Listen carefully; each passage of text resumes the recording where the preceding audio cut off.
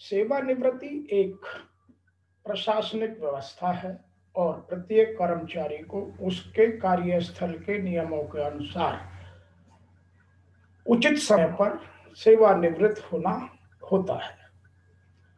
किंतु बहुत ही कम लोग हैं जो इसका स्वागत करते हैं। अधिकतर लोग परेशान होते हैं। जो इसका स्वागत करते हैं और इसके बाद की स्वर्णिम सालों को जीवन को हर्ष उल्लास नियमित तथा आनंद पूर्वक जीना जानते हैं। जब हम बच्चे होते हैं तो शिक्षा का बाहर से बचपन डूबा दबा दबा सा रहता है, क्योंकि जीवन में महान बनने का क्रम यहीं से प्रारंभ होता है। सामाजिकता का ज्ञान या तो ना के बराबर या बहुत कम होता है।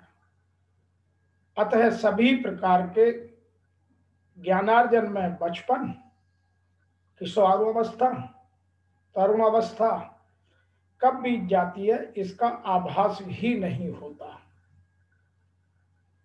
जब जवान या युवा होते हैं तो अध्ययन की प्रतिस्पर्धा और जीविका के उपार्जन का चयन तथा लक्ष्य की प्राप्ति का भार रहता है। हम पर परिवार को स्थापित करना तथा उत्कृष्ट बनाने की जिम्मेदारी रहती है। इसलिए हम दिन रात मेहनत, कड़ा परिश्रम कर अपनी इच्छाओं को दबाकर परिवार की इच्छाओं को और अपेक्षाओं की पूर्ति में कब सेवानिवृत्ति का समय आ जाता है हमें पता नहीं चलता। जिंदगी के सफर में व्यस्तता इतनी कि अपने तथा अपने शौकों के लिए कोई जगह नहीं, ना उन्हें पूरा करने का कोई समय मिलता है। हमारे आधे से अधिक मित्र, घर परिवार वाले और रिश्तेदारों की यही शिकायत रहती है कि कभी हमसे भी मिल लिया करो। सेवानिवृत्ति के बाद आपको स्वर्णिम अवसर मिलता है। तब ना तो ऑफिस जाने की झंझट, ना रास्ते के ट्रांसपोर्टेशन का झंझट, और ना ऑफिस में जाकर बॉस की चिक ना सबॉर्डिनेट का आकर बार बार पूछना। अतः अपनों से मिलने का, सपनों को पूरा करने का, अपने शौकों को आगे बढ़ाने का और अपनी जिंदगी को अपनी इच्छा अनुसार जीने का समय मिलता है। इसीलिए मैं इसको जीवन का स्वर्णिम काल कहता हूं। After retirement is our golden period. इस पर मेरे कई वीडियो आपने पूर्व भी देखे होंगे। आज मैं आपके साथ जीवन के स्वर्णिम सालों को प्रसन्नता पूर्वक, हर्ष, उमंग, जोश और पथ प्रदर्शक के रूप में जीने के 10 प्रमुख तरीकों के बारे में बात कर रहा हूं। नंबर 1, हमने युवावस्था में अपनी योग्यता, क्षमताओं का तथा दक्षताओं के अनुरूप धनोपार्जन किया, किंतु अब समय मिला है कि जीवन में खुशी से रहने, जीने के लिए, अपने समाज तथा अपने देश के लिए कुछ करने के लिए। अतः इस स्वर्णिम काल में हमें धन से अधिक अपनी खुशियों, अपने रिश्तों, अपने मित्रों तथा सामाजिक और राष्ट्रीय मुद्दों को अधिक महत्व देना चाहिए। लंबी अवधि के रिश्ते नातों का महत्व समझना और उनकी आवश्यकताओं को पूर्ति करना हमारे यहाँ जीवन का महत्वपूर्ण हिस्सा होना चाहिए। जो सेवा काल में शायद संभव किन्हीं कारणों से नहीं हो पाया। नंबर 2, जो सबसे ज्यादा हमें खुशी मिलती है वह मिलती है स्वतंत्रता से, और सेवा काल में स्वतंत्रता बहुत कम होती है। कहीं ना कहीं हम नियमों उपनियमों से बंधे होते हैं। इस स्वर्णिम समय में कोई आपको अपने से और अपने विचारों से अधिक या उसके अतिरिक्त पराधीन नहीं बना सकता। आपके विचार आपको केवल पराधीन बना सकते हैं। यदि आपके विचार गलत हैं तो आप उनके गुलाम बनकर ही रहेंगे, क्योंकि कार्यालय या कार्यस्थल के नियम और समय की पाबंदी अब आप पर लागू नहीं होती है। आप स्वेच्छा अनुसार अपना समय प्रबंधन अपनी क्षमताओं, दक्षताओं और कुशलताओं के अनुरूप निर्धारित कर सकते हैं। अतः अब आप पूर्णतः स्वतंत्र हैं और समय के बंधन, समाज के या आपके कार्यस्थल के बंधनों से आप अब मुक्त हैं। नंबर 3 है, आप हैव टू डू की लिस्ट से नीड टू डू की लिस्ट बनाकर अपने जीवन के समय तथा कार्यकलापों को अपने अनुरूप, अपनी सुविधा अनुरूप, अपनी क्षमताओं अनुरूप, अपनी कुशलताओं के अनुरूप, अपनी आवश्यकताओं के अनुरूप नियमित कर सकते हैं। अब आपको कोई दूसरा बंधन नहीं। नंबर 4, आप अपने शौकों अर्थात आत्म सुखों को आगे बढ़ा सकते हैं या पूरा कर सकते हैं।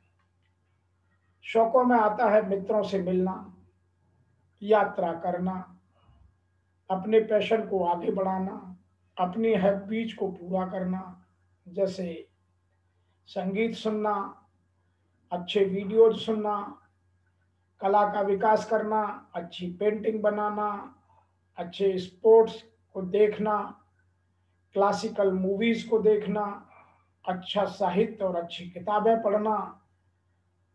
यदि आप गांव से जुड़े हैं तो बागवानी करना, खेतों में जाकर अपनी इच्छा अनुसार सब्जी, फल, फूल पैदा करना, प्रकृति से बातें करना और जन सेवा के कार्य करना आदि अपने आत्म सुखों, अपने शौकों को आप इस स्वर्णिम काल में बिना किसी परेशानी के पूरा कर सकते हैं। नंबर 5 आता है, कार्य की व्यवस्था या अधिकता के कारण हम सेवा काल में शरीर को नेग्लेक्ट करते रहते हैं। हमें इतना समय नहीं मिलता कि हम अपने शरीर और शरीर की आवश्यकताओं पर पूर्ण ध्यान दें। इसलिए स्वर्णिम काल में अपने विचारों को या अपने विचारों का डिटॉक्सिनेशन कर विचारों का शुद्धिकरण, शारीरिक व्यायाम, मेडिटेशन, योग आदि क्रियाएं कर मानसिक तथा शारीरिक स्थिरता पर स्वस्थ रहना या स्वस्थ रहने का प्रयास करना हमारी प्राथमिकता होनी आवश्यक है। मानसिक और शारीरिक रूप से स्वस्थ रहना इस स्वर्णिम काल में बहुत आसानी से संभव है, क्योंकि आपके पास समय और आपके पास अपने अनुसार जीने की इच्छा दोनों उपलब्ध हैं। आप उन्हें कितना प्रयोग करते हैं यह आप ही के ऊपर निर्भर करता है। नंबर 6 है, आप अपने नकारात्मक विचारों तथा इनटॉलरेंस को दूर कर सकते हैं। जीवन में सफलता के साथ साथ कुछ कुरीतियां भी वैसे ही आ जाती हैं, जैसे खेतों में फसलों के साथ खरपतवार। अच्छा किसान समय समय पर सभी खरपतवारों को उखाड़कर खेत से दूर फेंकता है या उन्हें जलाकर भस्म कर देता है। वैसे ही हम इस स्वर्णिम काल में सेवानिवृत्ति के बाद अपने सभी नकारात्मक विचारों को दूर कर कुरीतियों तथा सामाजिक विसंगतियों को अपने जीवन से निकालकर भस्म कर सकते हैं। कुछ चीजें हमारे जीवन में स्वतः पैदा हो जाती हैं। जब हम अपने कार्यस्थल पर कार्य करते हैं, उसमें बहुत सारी चीजें हमारे ना चाहते हुए भी हमारे जीवन में प्रवेश कर जाती हैं, जिनको हम सेवानिवृत्ति के बाद अपनों से इमीडिएटली तत्काल प्रभाव से दूर कर सकते हैं। यही है नकारात्मक विचारों तथा इंटॉलरेंस को दूर करना। नंबर 7 है अच्छे मित्रों का चयन।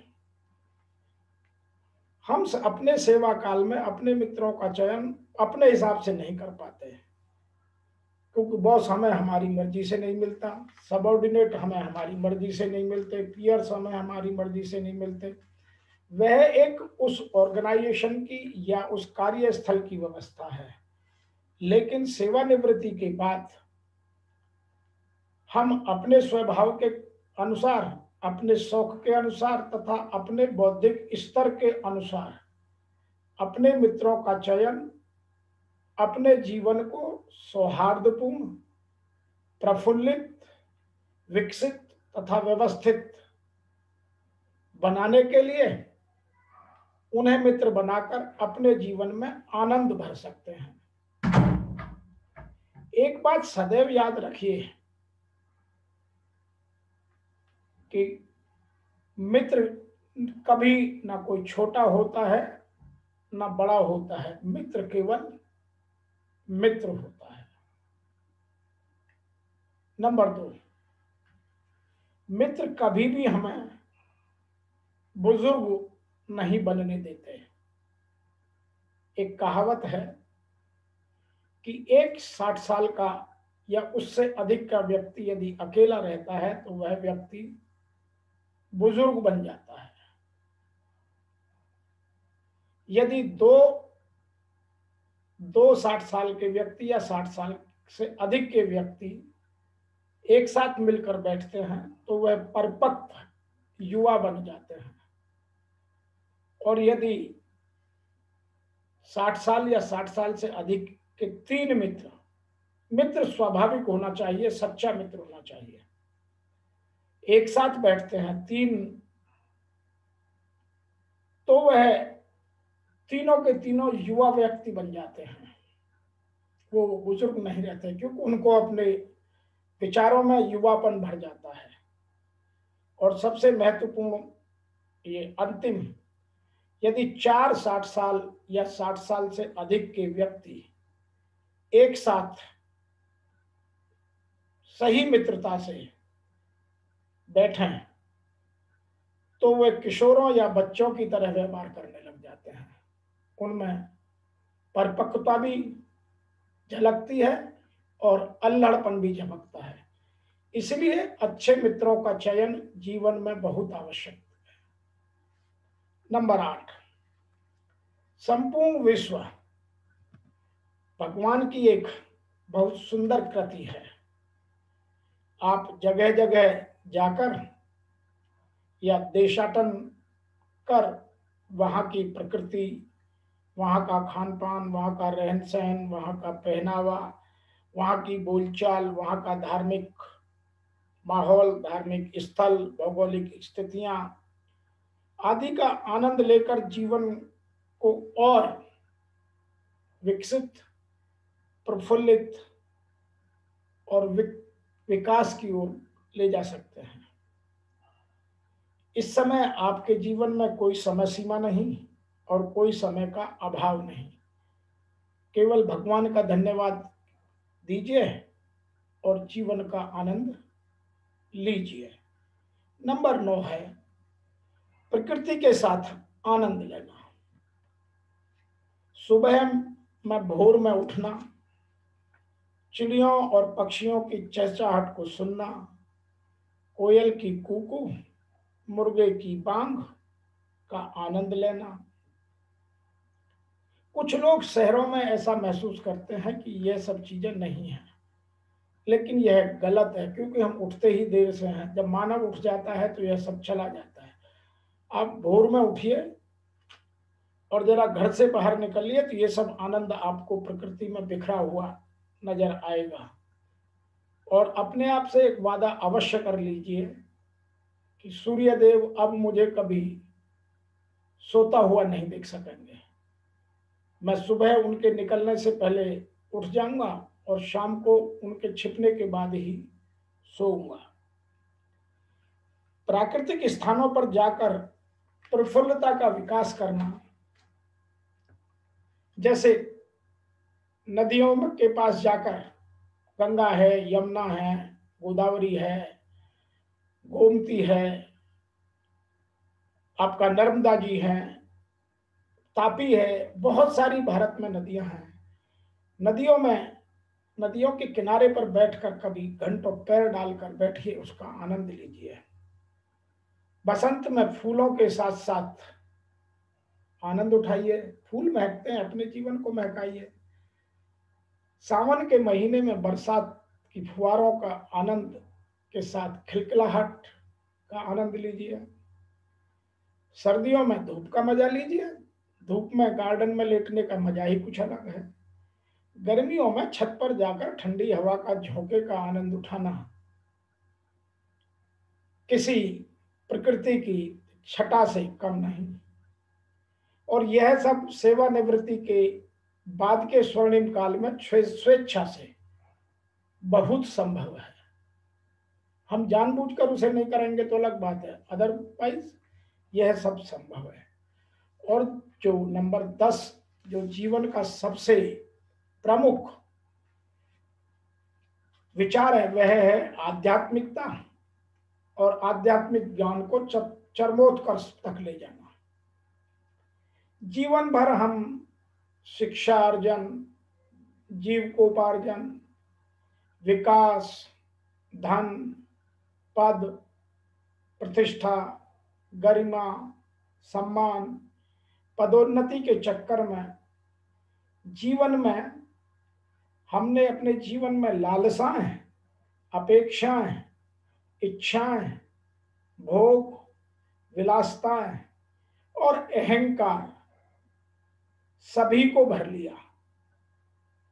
सभी अपने चरमोत्कर्ष तक चले गए, जिससे जीवन में सरलता, करुणा, दया, उपकार, परोपकार, दिव्यता आदि आदि कभी कभी बहुत दूर चली जाती है। अपने आप को आप सुनिश्चित कर सकते हैं कि हम कहाँ, कौन, कैसे स्तर पर है। हम भवत्ता में पूर्णतः डूब जाते हैं, दिव्यता का हमें आभास नहीं होता। इस स्वर्णिम काल में, अर्थात सेवानिवृत्ति के बाद के काल में, ईश्वरीय शक्ति हमें समय देती है अपनी आध्यात्मिकता को समझने का, विकसित करने का और उसे चरमोत्कर्ष तक ले जाने का, जिससे हम स्वयं से कुछ प्रश्न कर उनके उत्तर पा सकें। जैसे, मैं कौन हूं, मैं कहां से आया हूं, मैं कहां जाऊंगा, मेरे जीवन का प्रमुख उद्देश्य क्या है, आत्मा का परमात्मा से क्या संबंध है, मोक्ष क्या है, मोक्ष कैसे संभव है, आदि आदि। अतः हमें इन सब का उत्तर आध्यात्म में खोजकर जीवन में इन चीजों का, इन नियमों का पालन कर, इंद्रियों को अपने वश में कर, मन तथा बुद्धि को जीत कर, विवेक से कार्य कर, आत्मा और परमात्मा का संबंध स्थापित करने का प्रयास का समय मिलता है। यह स्वर्णिम काल हमें इन सब चीजों के लिए मिला है, इसीलिए मैं इसको गोल्डन पीरियड कहता हूं। सेवानिवृत्ति का स्वर्णिम काल का यदि आनंद उठाना है तो इन पर 10 पर विचार करना हमारे लिए पूर्णतः संभव है। हम जानबूझकर नहीं करते हैं, वह हमारी इच्छा हो सकती है। अतः इसको उपरोक्त बातों को, इन उपरोक्त सभी बातों को ध्यान में रखकर जीवन प्रवाह को इच्छा अनुसार गति देकर अपनी इच्छाओं को अब बदल लीजिए। गति देकर मोक्ष प्राप्ति का अपना लक्ष्य बनाकर बार बार जन्म मरण के बंधनों से मुक्ति पाने का रास्ता खोजने का पूर्ण उपाय कीजिए। अतः मैं यहां यह कहना चाहता हूं कि इस स्वर्णिम काल में आप यथायोग्य प्रयास कर जीवन को सफल बनाकर आध्यात्म को शिखर तक ले जाकर जीवन को चरमोत्कर्ष तक ले जाकर भवसागर को पार करने की ओर अग्रसर होने का जो प्रयास है वह आपके लिए प्रमुख है। और यही है स्वर्णिम काल के 10 स्वर्णिम विचार। आज इस वीडियो में इतना ही। आपका मेरे इस वीडियो को देखने का बहुत बहुत धन्यवाद। और मुझे आशा है कि यह वीडियो आपको अवश्य आनंदित करेगा किया होगा। और मैं आशा करता हूं कि आप यह वीडियो अपने मित्रों, रिश्तेदारों को अवश्य आगे भेजेंगे और मेरे चैनल को अवश्य सब्सक्राइब करेंगे, ताकि इस तरह के विचार परिवर्तन के अच्छे अच्छे वीडियो आपको मिलते रहें। धन्यवाद।